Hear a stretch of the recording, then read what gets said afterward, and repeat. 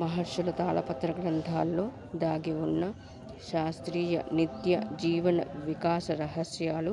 తాళపత్ర నిధి డే 60. తల్లి గర్భంలోని పిండం ఎలా పెరుగుతుంది?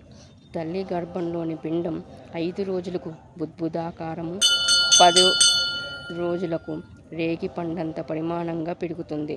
1 నెలకి శిరస్సు, 2 నెలలకి భుజాలు, 3 నెలలకి గోళ్ళు, రోమాలు, చర్మము, గుహ్యాంగాలు, 4 నెలలకి సప్తధాతువులు, 5 నెలలకి ఆకలి దప్పికలు, 6 నెలలకి మాయతో కప్పబడి 7వ నెలలో జ్ఞానం కలిగి అటూ ఇటూ కదులుతాడు.